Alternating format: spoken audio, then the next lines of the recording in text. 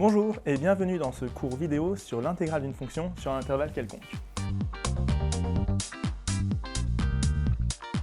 Alors, le but de ce cours est de généraliser la notion d'intégrale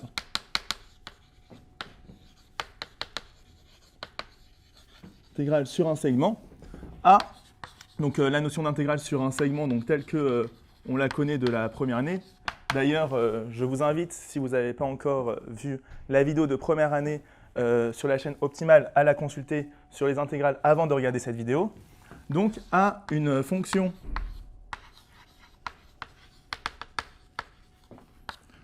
continue par morceau sur, alors, soit un intervalle semi-ouvert, ou alors un intervalle qui ne sera pas borné. Donc, par exemple, un intervalle du type a plus l'infini. Alors, dans le cas d'un intervalle non borné, il s'agira de donner un sens à, par exemple, l'intégrale de la fonction exponentielle de moins t. Donc, est-ce que l'intégrale, par exemple, entre 0 et plus l'infini de exponentielle de moins t dt a un sens? Donc, il s'agit en fait de regarder si l'aire sous la courbe de la fonction exponentielle de moins t dt a un sens. Ou alors, dans le cas d'un intervalle semi-ouvert, on va se demander, par exemple, si, par exemple, la fonction définie entre moins 1 et 1, qui a t associe 1 sur racine de 1 moins t au carré, si cette fonction, on peut définir l'intégrale entre moins 1 et 1 de 1 sur racine de 1 moins t au carré dt. Alors, le problème que pose cette fonction, c'est que lorsque t tend vers 1 ou lorsque t tend vers moins 1, la fonction n'est pas majorée, elle tend vers plus l'infini. Donc, on va se demander si l'aire sous cette courbe a un sens. Et c'est pour ça que l'on va parler de la nature d'une intégrale généralisée.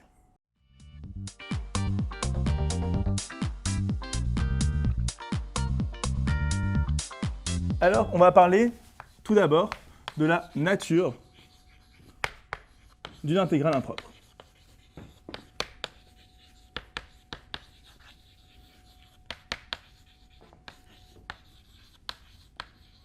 Alors, essayons de nous donner une définition un petit peu rigoureuse. On va dire que, on va prendre une fonction f de AB dans R, où ici A c'est un réel et B c'est un réel ou peut éventuellement être égal à plus l'infini. Donc ce sera un réel dans le cas d'un intervalle semi-ouvert et ce sera plus l'infini dans le cas où on s'intéressera à un intervalle non borné. On va dire que l'intégrale entre A et B de f de t dt est donc convergente ou existe si la limite, lorsque x tend vers b, de l'intégrale de a à b de f de t dt est finie.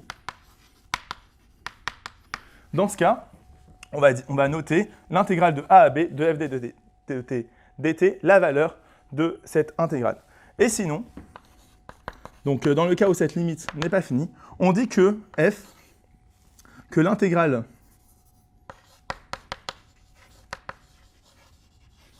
de f entre a et b est divergente. Ou alors qu'elle n'existe pas. Donc, tout le but de ce cours sera de déterminer si une intégrale est convergente ou divergente. Et dans le cas où une intégrale est divergente, la notation intégrale entre a et b de f de t dt n'a aucun sens. Alors, donnons-nous un exemple.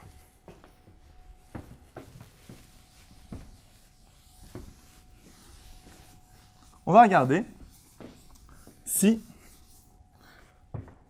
l'intégrale entre a et b, donc entre 0 et plus l'infini de exponentielle de moins t dt, est convergente. Alors, on parle en fait de la nature de cette intégrale. Ce type d'exercice, c'est un exercice très classique en prépa qui tombe au début de tous les problèmes de concours. Donc il faut savoir le maîtriser parfaitement et de façon très rigoureuse. Alors, on va décomposer la résolution en deux étapes. La première étape, on va justifier l'existence de cette intégrale sur tout segment inclus dans R+. Donc, on va justifier l'existence de cette intégrale au sens de la première année. Segment inclus dans R+. Alors, en première année, on disait qu'une intégrale existait si la fonction que l'on devait intégrer était continue par un morceau. Alors ici, on a même mieux, la fonction qui a t exponentielle de moins t est continue sur R. Et ici même R+, le domaine d'intégration qui nous intéresse. Donc, cela permet de justifier que pour tout segment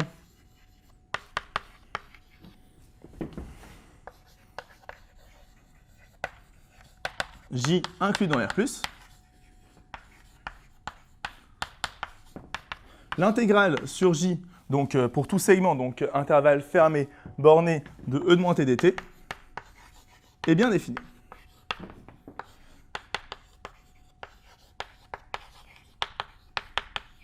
Alors maintenant, on va regarder qu'est-ce qui se passe au voisinage de plus l'infini. Donc, la borne haute de l'intégrale.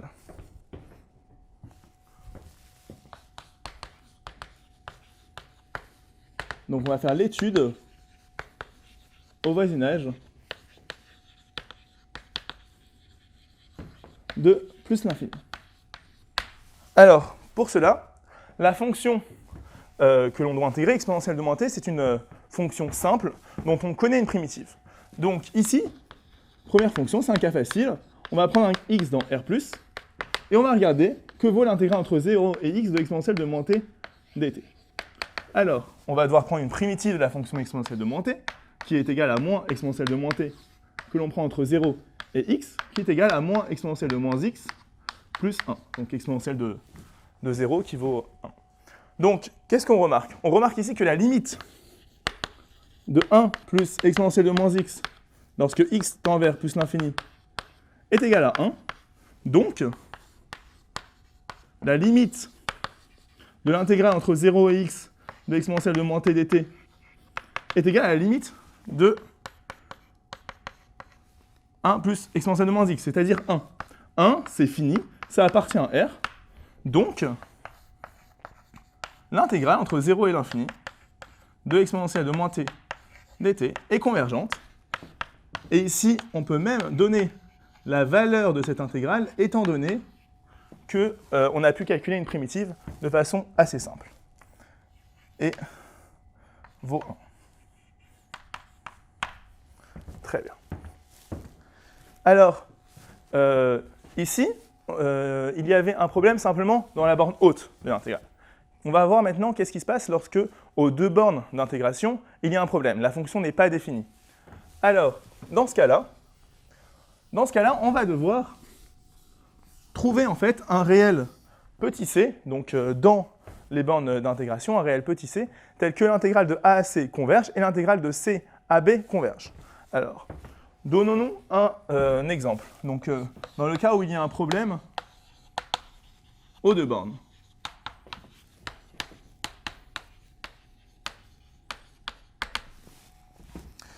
Alors, prenons la fonction.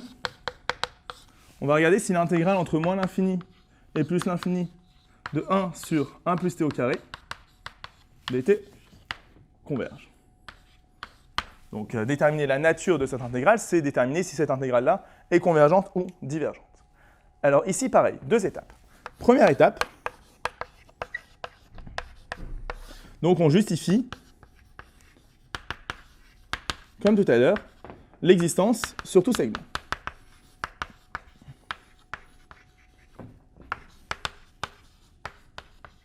donc sur tout segment inclus dans R+.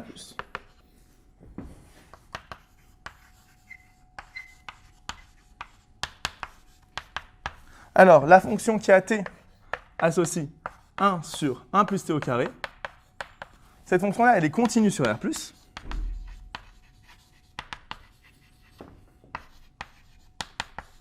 Donc, pour tout segment J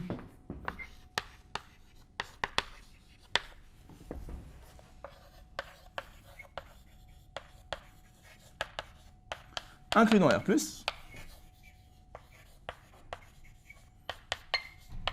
l'intégrale sur J de 1 sur 1 plus t au carré dt est définie, est bien définie.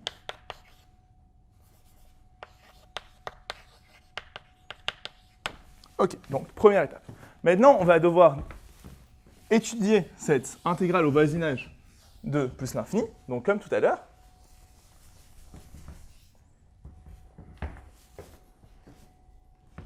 Donc, comme tout à l'heure, on va devoir prendre un x dans R+.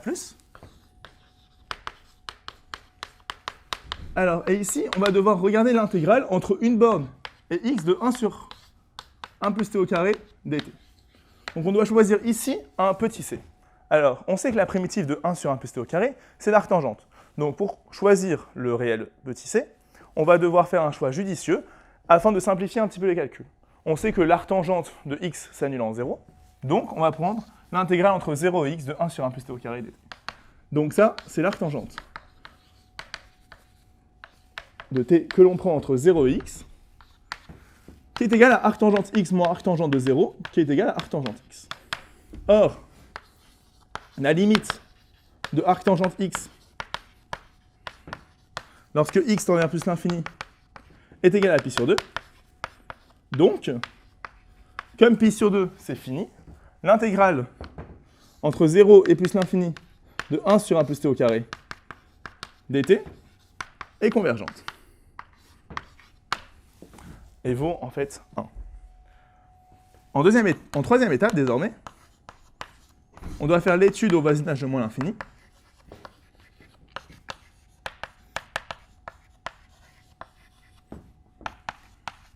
Donc, on va prendre un x dans R-, et on va regarder l'intégrale entre x et 0 de 1 sur 1 plus t au carré dt. Qui est égal, donc comme tout à l'heure, la primitive c'est égal à arctangente x, donc ici c'est égal à moins arctangente x. Étant donné que c'est la primitive prise entre x et 0, donc arctangente 0 moins arctangente x. Et limite de arctangente x, donc de moins arctangente x, lorsque x tend vers moins l'infini, c'est égal à la limite de arctangente x lorsque x tend vers moins l'infini, c'est moins pi sur 2. Avec le moins devant, ça fait pi sur 2. Donc, on a montré que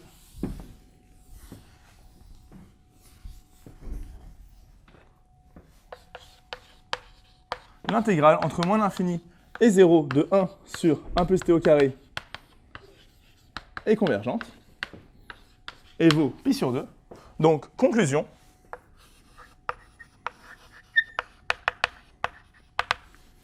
L'intégrale entre moins l'infini et plus l'infini de 1 sur 1 plus t au carré dt est convergente et égale à la somme de ces deux intégrales, donc tout comme la relation de Schall, qui est égale à pi sur 2 plus pi sur 2,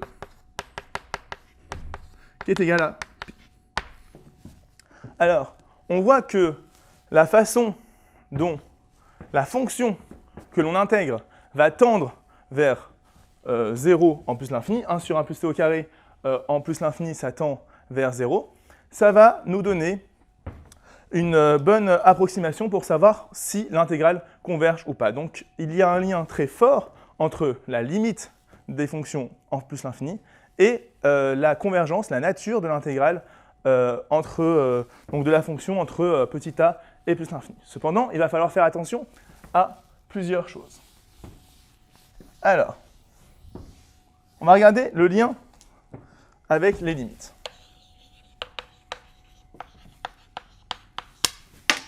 Oui.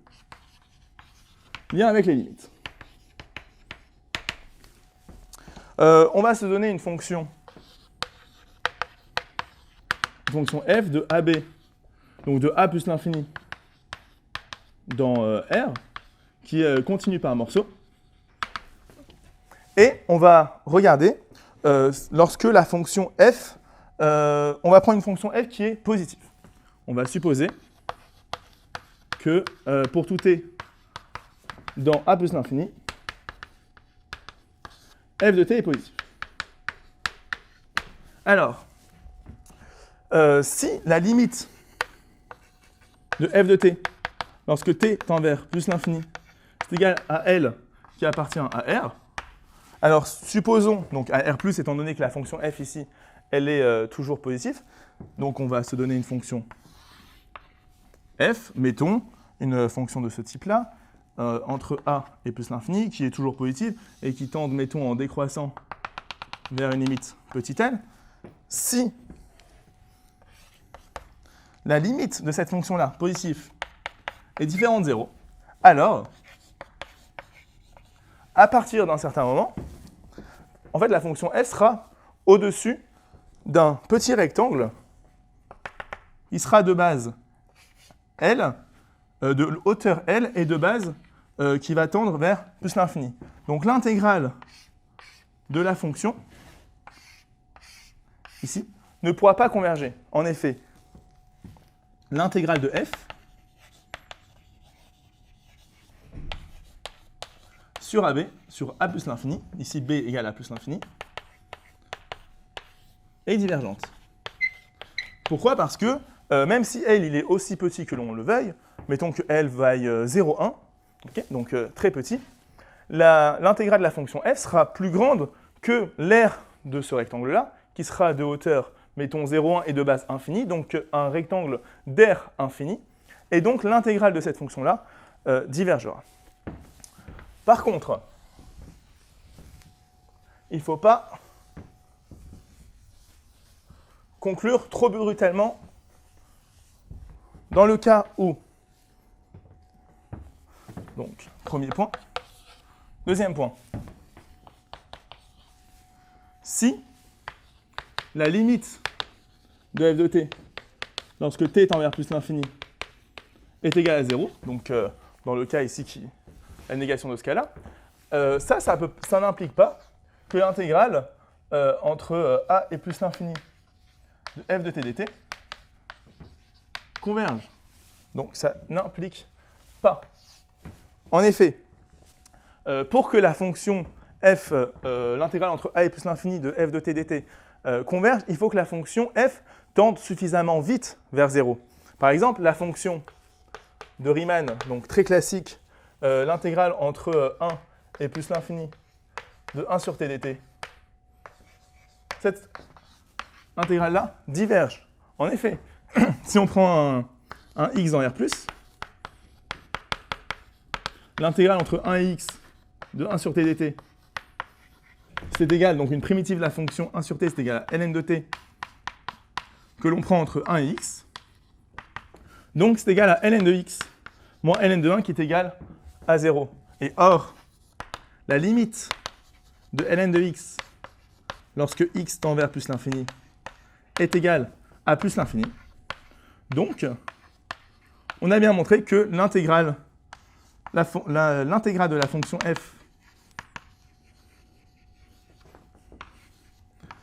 entre 1 et plus l'infini diverge. La fonction qui a t associe 1 sur t ne tend pas suffisamment vite vers 0 pour que l'intégrale entre 1 et plus l'infini de f de t dt converge.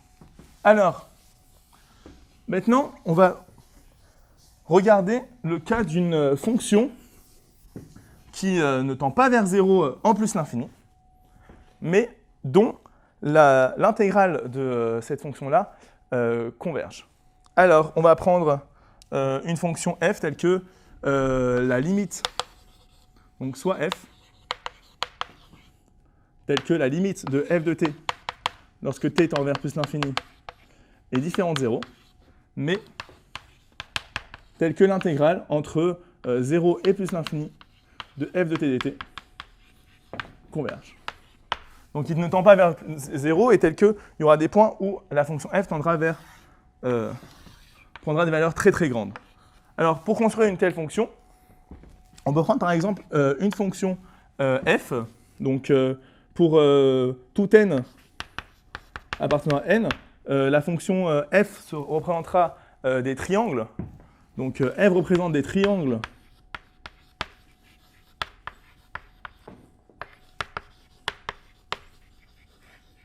donc de hauteur n plus 1 sur un segment, sur les segments n plus 1. On va la dessiner ensuite pour bien comprendre comment on la représente. De base qui va se rétrécir de plus en plus. Donc on peut prendre de base 1 sur n plus 1 fois 2 puissance n. Et chaque triangle ci auront une aire de... Donc l'aire d'un triangle, base fois hauteur divisé par 2. Donc n plus 1 fois 1 sur n plus 1 sur 2 puissance n divisé par 2. Donc 1 sur 2 puissance n plus 1. Alors essayons de représenter ces triangles-là. Donc entre 0 et 1, ça fera un triangle qui aura une hauteur de 1 et de base 1. Entre 1 et 2, c'est un triangle qui aura une hauteur de 2 et de base, donc 1 sur 2 fois 2 puissance a, donc de base 1 quart. Donc ici, on a une base de 1 quart. Entre 2 et 3, ce sera un triangle qui aura une hauteur de 3 et une base donc de 1 sur 3 fois 2 puissance 3, donc 1 sur 8 fois 3, donc 1 sur 24. Alors, l'intégrale de la fonction f, donc il faut toujours se rappeler que l'intégrale d'une fonction sur un intervalle, c'est l'aire sous la courbe. Donc si on prend un n dans n, on va avoir que l'intégrale entre 0 et n de f de t dt, donc la fonction qu'on a considérée ici, ce sera la somme de tous les triangles, ce sera la somme, donc pour k allant de 0 jusqu'à en fait n-1, donc de chaque r des triangles, chaque r de chaque triangle qui vaut 1 sur 2 puissance k plus 1. Ça, c'est une somme de termes d'une suite donc géométrique de raison 1/2. Donc cette intégrale-là est convergente, étant donné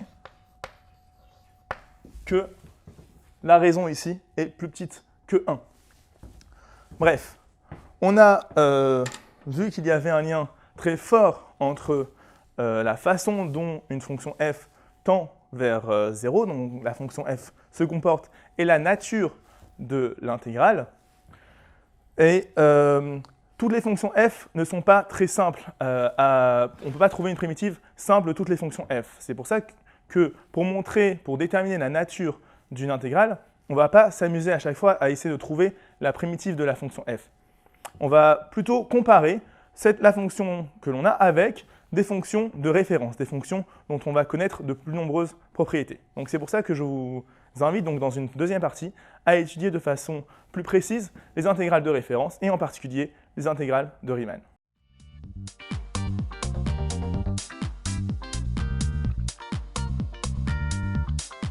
On passe donc désormais à l'étude des intégrales de Riemann, donc l'intégrale des fonctions 1 sur t puissance alpha selon les valeurs de alpha. Alors, j'ai représenté ici le graphe de la fonction qui a t associe 1 sur t. On sait que l'intégrale de cette fonction-là, elle est divergente.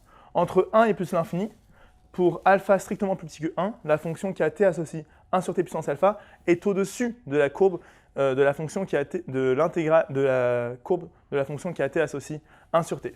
Donc, étant donné que l'intégrale entre 1 et plus l'infini de 1 sur t puissance alpha, donc pour alpha égale 1, est divergente, et que pour alpha strictement plus petit que 1, la fonction qui a t associe 1 sur t puissance alpha est au-dessus de la courbe qui a t associe 1 sur t, l'intégrale entre 1 et plus l'infini de 1 sur t puissance alpha divergera si alpha sera inférieur ou égal à 1. Et si alpha est strictement plus grand que 1, la fonction qui a t associe 1 sur t puissance alpha converge beaucoup plus rapidement vers 0. Et donc, l'intégrale pour alpha de la fonction qui a t associe 1 sur t puissance alpha entre 1 et plus l'infini convergera pour alpha strictement plus grand que 1. Ce qui se passe entre 0 et 1, c'est assez différent. En effet, pour alpha strictement plus grand que 1, la courbe de la fonction qui a t associe 1 sur t puissance alpha est au-dessus de la courbe de la fonction qui a t associe 1 sur t, qui est également divergente entre 0 et 1. Donc, il y a divergence de l'intégrale entre 0 et 1 de 1 sur t puissance alpha pour alpha qui sera supérieur ou égal à 1. Et pour alpha, entre ce qui est strictement plus petit que 1, l'intégrale entre 0 et 1 de 1 sur t puissance alpha convergera. Alors, comment comprendre que il y a convergence de la fonction, de l'intégrale de la fonction 1 sur t puissance alpha pour alpha strictement plus grand que 1. Alors, essayons de comprendre pourquoi l'intégrale de 1 sur t puissance alpha pour alpha strictement plus grand que 1 converge entre 1 et plus l'infini. Alors pour cela, on va utiliser la méthode des rectangles.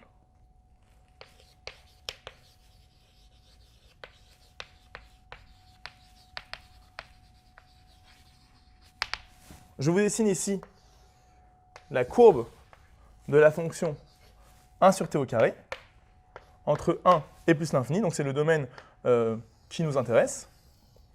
Et on va regarder, on va essayer de comparer l'aire entre le rectangle-là et l'aire de l'intégrale sous la courbe. On a pour tout t, donc l'intégrale entre 1 et 2 de f de t dt. Donc cette intégrale-ci, elle est inférieure ou égale à l'intégrale de tout ce rectangle-là. Étant donné que graphiquement sur le dessin, l'intégrale de la fonction f, c'est ce qui est dessiné en vert, et l'intégrale, l'aire du rectangle, c'est ce qui est dessiné en rouge. L'aire de ces rectangles-là, c'est l'aire d'un rectangle de hauteur 1 et de base 1. Donc en hauteur 1 qui est égale à en fait f de 1, donc de 1 sur 1 fois 1, qui est égal en fait à 1 fois f de 1. Donc ici, pour la fonction f, c'est la fonction qui a t associe 1 sur t au carré. OK. Et on peut sommer donc, toutes ces inégalités-là jusqu'à n, et on remarquera que l'aire de ce rectangle, l'aire de l'intégrale ci, sera inférieur ou égal à, l'aire de l'intégrale ci que j'ai dessinée en vert sera plus petite que l'aire du rectangle dessiné en rouge. Donc, on a que l'intégrale entre 1 et n de 1 sur t au carré dt est inférieure ou égale à la somme des aires de chacun des triangles, de chacun des rectangles, pardon. Et l'aire de chacun des rectangles, c'est la somme des 1 sur k au carré. Pour k allant de 1, il faut faire attention aux indices, jusqu'à n-1, étant donné que pour le dernier rectangle, il s'agira de ce rectangle-ci. Avec l'aire en rouge de ce rectangle-là qui est ici, et l'aire en vert de l'intégrale qui est là. Donc jusqu'à n-1. Donc, la somme pour k égale à 1 jusqu'à n-1 des 1 sur k au carré, c'est une somme de termes d'une suite qu'on connaît, qui tend vers pi au carré sur 6. Je vous invite, pour comprendre pourquoi cela tend vers pi carré sur 6, à regarder la vidéo série que vous pouvez trouver sur la chaîne Optimale. Donc, cette somme-là, c'est une somme de termes positifs, ça tend vers pi carré sur 6 en croissant, donc c'est inférieur ou égal à pi carré sur 6. Donc, la fonction qui a n associe intégrale entre 1 et n de 1 sur t au carré dt est, d'une part, croissante, étant donné qu'on fait l'intégrale d'une fonction positive, par ailleurs majorée par pi carré sur 6, et donc convergente. Donc, pour étudier la nature d'une intégrale, on peut se ramener, comme ici, à utiliser cette technique très classique de la méthode des rectangles, ou alors on pourra comparer la fonction que l'on intègre à d'autres fonctions plus simples, et c'est pour ça que l'on va passer tout de suite aux méthodes pour déterminer la nature d'une intégrale.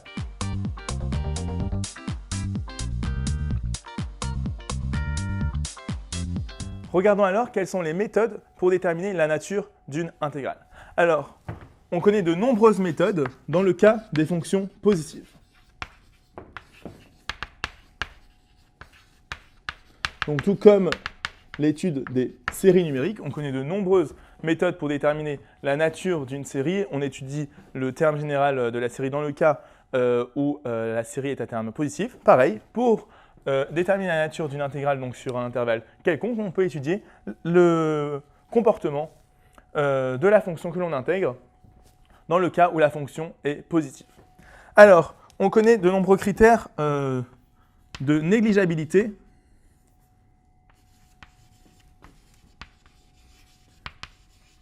et de comparaison.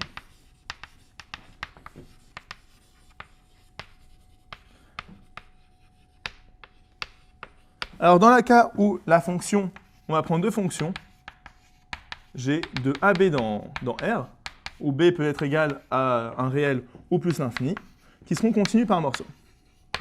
Si f est majoré par une constante fois g de x, ou alors que f est négligeable devant une fonction g au voisinage de b, et que l'intégrale entre a et b de g de t dt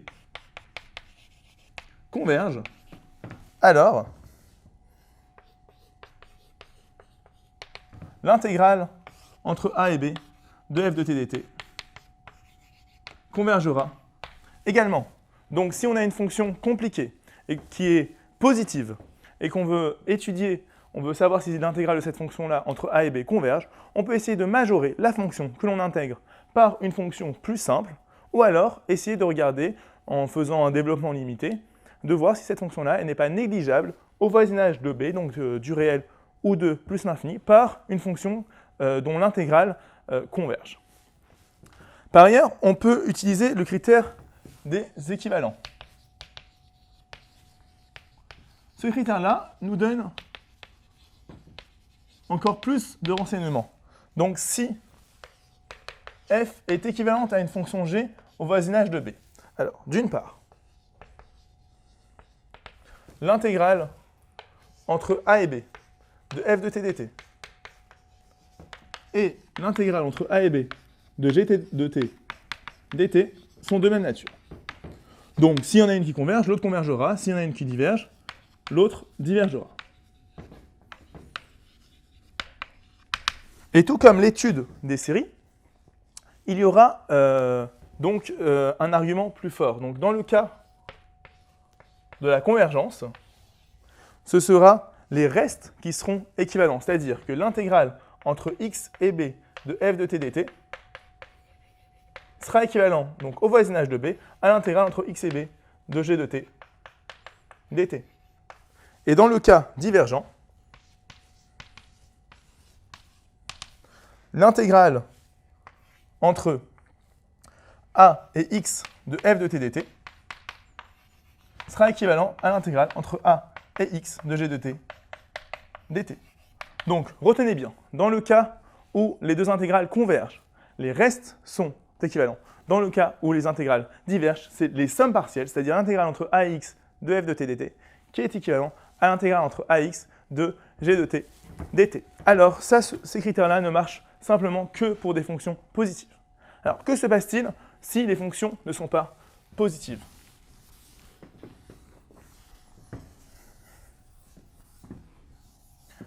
Alors, si la fonction elle est de signe constant, elle est tout le temps négative. C'est simple, on met un moins devant, on montre que moins f qui est positif vérifie un des critères là, on montre que l'intégrale de moins f converge. Si l'intégrale de moins f converge, alors l'intégrale de f converge. Alors maintenant, lorsque les fonctions ne sont pas de signe constant, donc qui ne sont pas de signe constant.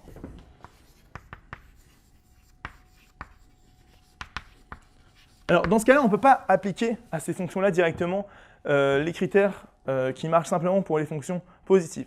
Dans ce cas-là, on peut essayer de voir si la valeur absolue de la fonction est convergente ou pas. Dans ce cas-là, on parle de convergence absolue. Alors, on dit que l'intégrale de a à b de une fonction f est absolument convergente.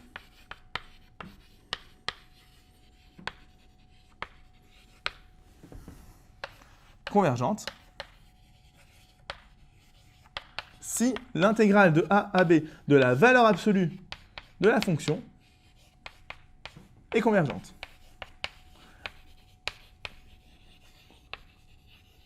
Alors pourquoi est-il intéressant de regarder si l'intégrale de la fonction est absolument convergente? Puisque si l'intégrale de a à b de f de t dt est absolument convergente, que l'on note en général AC, alors l'intégrale de a à b de f de t dt est convergente. Alors, retenez bien, si vous avez une fonction qui n'est pas de signe constant, vous essayez de voir si la valeur absolue de la fonction f est convergente. Et vous allez pouvoir appliquer tous les critères pour les fonctions positives à la valeur absolue de la fonction f. Alors, attention, la réciproque est fausse.